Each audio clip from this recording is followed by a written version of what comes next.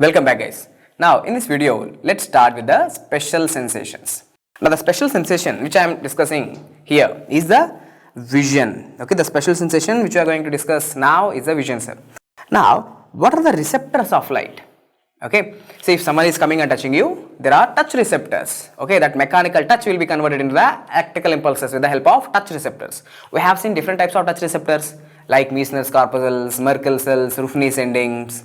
Okay, just like that, even to perceive the light, even to receive the light, there are certain receptors which are present in your body, especially that too in your eyeball, in the retina. So in the retina, there are receptors of light, which means they will receive the light, they are receptive to the light, which means they will convert this light energy, the light which is falling on these receptors, that light energy, these electromagnetic waves are going to be converted into the electrical impulses or action potentials. Okay, so what are they? The receptors of light are rods and cones. Now these rods and cones are present where? In the retina. Now light is coming like this. Okay, light, electromagnetic wave, it is coming like this and it is going to going through the eyeball. So first this light falls on the cornea. Okay, cornea. Now through the cornea, the light is going to enter into the anterior chamber of the eye. From the anterior chamber, it will go through the pupil. From the pupil, light is going to be falling on the lens.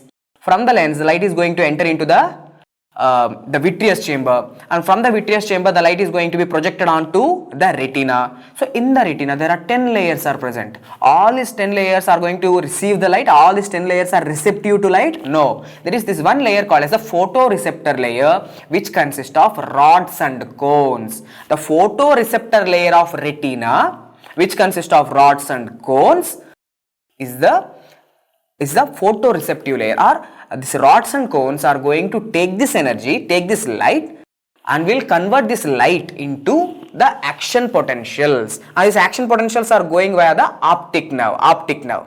Okay, now via the optic nerve, these action potentials these electrical impulses will go to the occipital cortex, where in the occipital cortex, these electrical impulses are going to be converted into images. Okay, so in the occipital cortex, the analyzing or processing of these action potentials will happen and formation of image will happen in the occipital cortex. That's the visual cortex.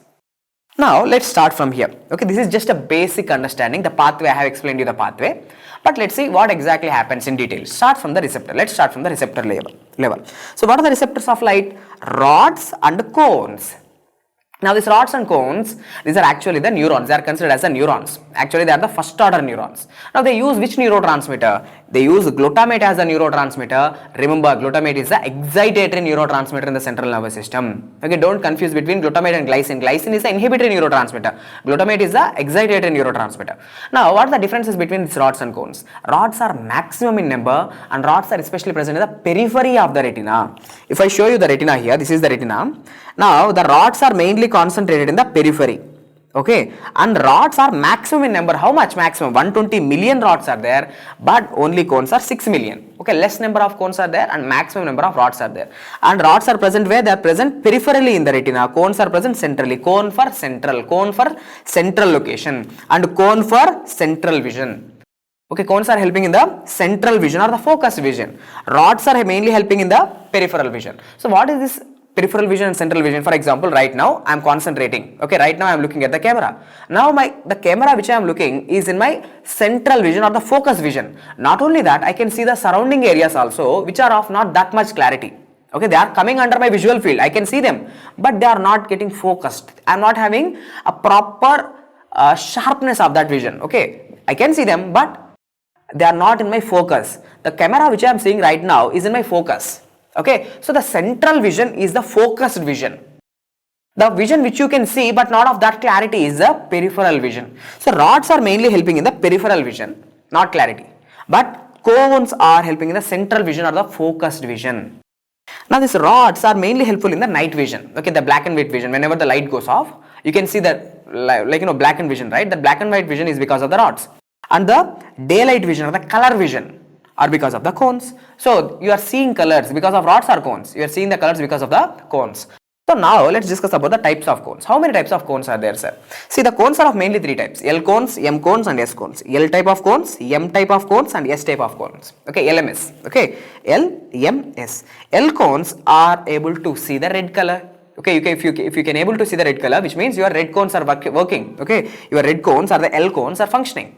Okay, red color is because of the L cones. M cones will see the green color, and S cones will see the blue color.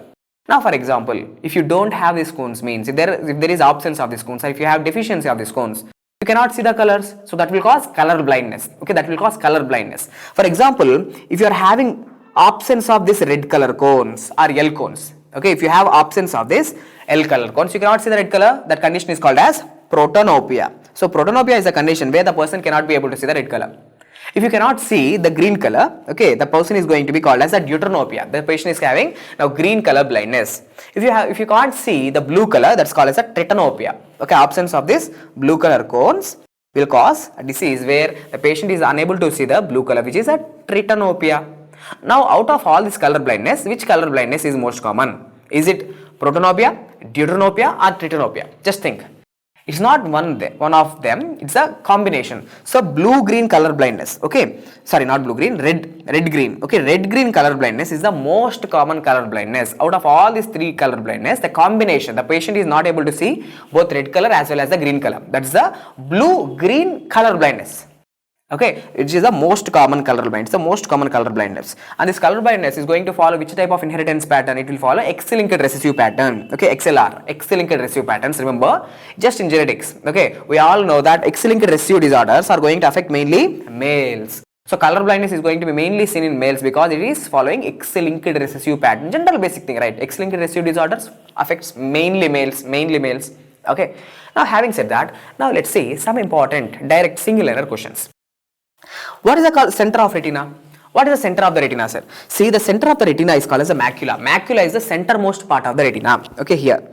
See, in this image, actually, it is bit lateral. Okay, which is seen which lateral. But this is the macula, sir. Okay, this is the macula. Macula is the centermost part of the retina. The centermost part of macula is, yes, we know, macula is the center of the retina. Even in the macula, there is one more center. The centralmost part of the macula is called as the fovea centralis. Okay, fovea centralis. So, fovea is the center of the macula, where you have the maximum number of cones. Okay, maximum number of cones are present in the center of the macula.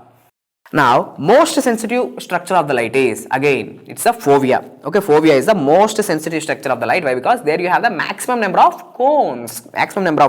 Okay, so the highest concentration of cones are present in fovea or the fovea centralis.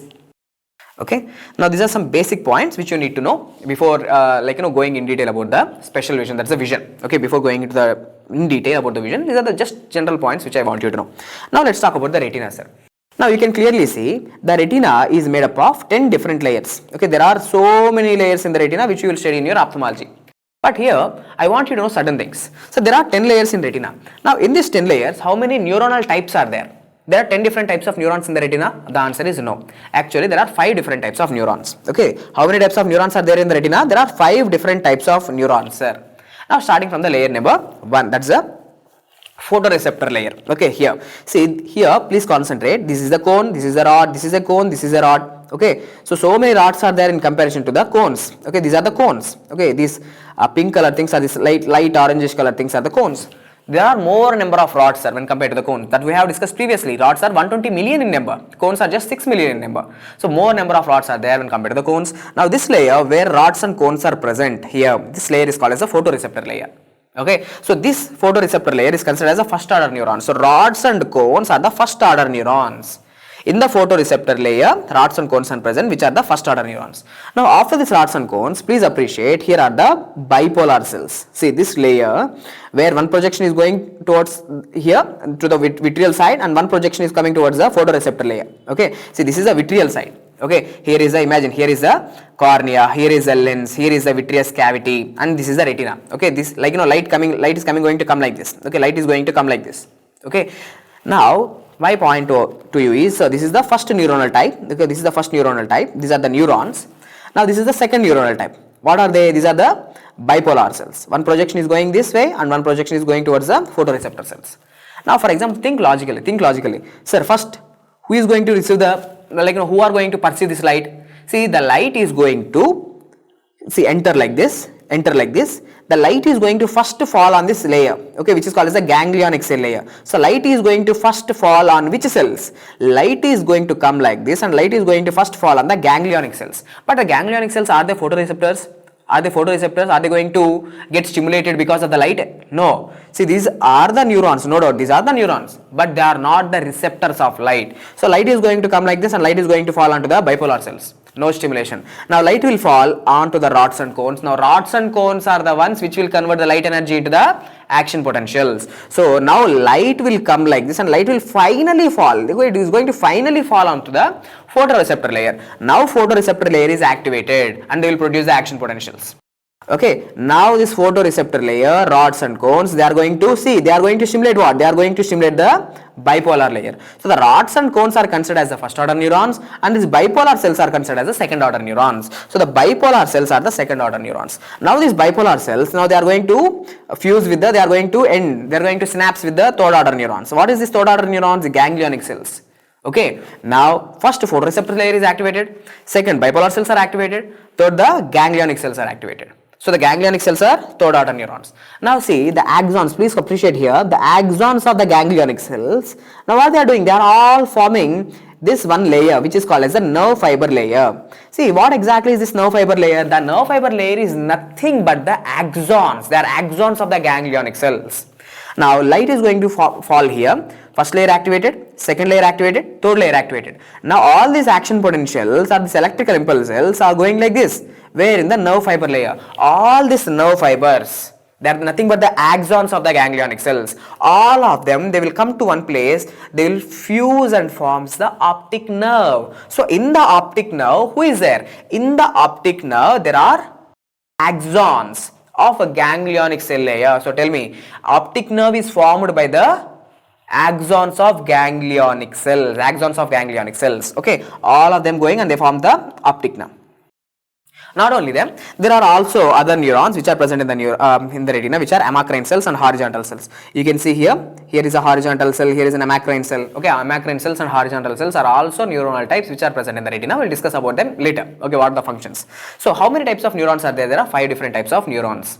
Photoreceptors, bipolar cells, ganglionic cells, which are first order neurons, second order neurons and third order neurons. Apart from that, there are also amacrine cells and horizontal cells. These are the 5 different types of neurons which are present in the retina.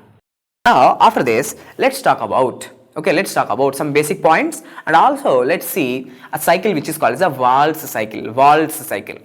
Now see, light first falls on which layer of the retina? Light first falls on the which cell layer? It falls on the ganglionic cell layer. Light is not going to first directly falls onto the photoreceptor layer. Okay, light doesn't directly fall on the photoreceptor layer. Light falls on the ganglionic cell layer. Okay, now the axons of the ganglionic cells form optic nerve. We have already discussed. Now these axons, the ganglionic cells, they are the output from the retina, right? Okay, they are forming the output from the retina. Why we are calling it as output? Why? Because the axons of the ganglionic cells form the optic nerve. Now optic nerve is taking this information about the light to the cortex. So it's considered as the output cell. The output cell of the retina is ganglionic cell. Okay. Now let's talk about the rods and cycle called as the Waltz cycle. Now we all know rods are going to be mainly active when during night, sir. Okay, they are responsible for the black and white vision. So now let's see how rods are activated during night and how the rods are going to be inactivated during morning. We'll discuss this.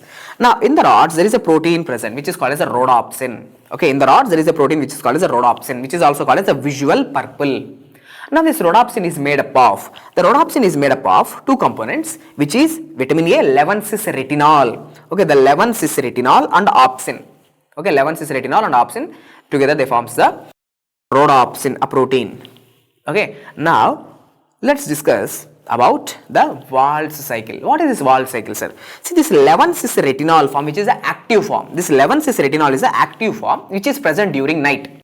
Now whenever morning happens, like whenever the light is coming, the light energy is going to convert this 11-cis-retinol form into all trans-retinol. So my question to you, sir, in the rods, which form is present during night? In the night there is 11-cis-retinol. Vitamin A is in 11-cis-retinol form.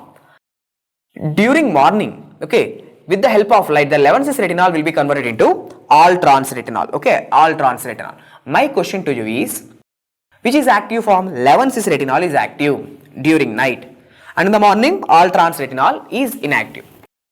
My question C, dark state. So in dark state, how the rods are activated? Simple. During dark state, which form of retinol is there? So 11-cis retinol is there. Now what this 11-cis retinol is doing? See, I am showing you in a rod. Imagine that this entire thing is a rod. Okay, all the events are happening in the rods now. Okay, now during dark there is 11-cis retinol. Now this 11-cis retinol is going to increase the cGMP levels inside the cell. Now whenever the cGMP level increases, what happens? The cGMP is going to open the sodium channels. Sodium channels are going to be opened in the rods when? During night. Now whenever sodium channels are open, we all know sodium is more outside the cell. So sodium influx will happen. More amount of sodium is going to enter into the rods. Now the rods will be depolarized. Okay, now the rods will be depolarized. Now the depolarization will activate the rods. Okay, so depolarization of the rods is happening, which is nothing but the activation of the rods. So rods are depolarized because of the influx of sodium. Why sodium is coming into the rods? Because of the increased cGMP. Why cGMP is more, or who is going to increase the cGMP levels? It's the 11-cis retinol form. Okay, so rods are active during the dark state. Now what happens in the morning? The 11-cis retinol is going to be converted into all trans retinol. 11-cis retinol, the active form, is going to be converted into all trans retinol. By whom? By the help of light. Okay, whenever there is light, that light energy is going to convert 11-cis retinol into all trans retinol. What is this all trans retinol is doing? All trans retinol is going to activate a protein called as a transduction. What this transduction will do? The transduction activates the phosphodiesterases inside the rods. Okay, the phosphodiesterases, they are bad. Now when the phosphodiesterases are activated, we all know the basic physiology. Phosphodiesterases are going to decrease the cGMP levels. See, cGMP is getting inhibited. Phosphodiesterases are getting activated. cGMP levels are going to be decreased. Now whenever cGMP level decreases, automatically the sodium channels are going to be closed. So sodium influx is not going to happen. When sodium influx doesn't happen, the rods are not getting depolarized, rather they are getting hyperpolarized. In the morning, there will be hyperpolarization of the rods or inactivation of the rods. Okay, in the morning there is all trans retinol. Whenever it becomes night, it becomes 11-cis retinol. So the conversion of 11-cis retinol into all trans retinol and conversion of all trans retinol back to 11-cis retinol, this cycle is called as Wald's cycle. Okay, Wald's cycle, which happens in the rods. Okay, so this is how rods are activated and inactivated during morning as well as the evening. Now after this, let's see some basic points about the visual field. Also let's discuss about the retina. Okay, now before that, see here guys, these are your eyeballs. Okay, these are your eyeballs. Now light is going to come like this. Okay, light is going to come and go through your eyeballs. Ultimately light falls on which layer? It's going to fall onto the retina. Okay, light is going to fall onto the retina.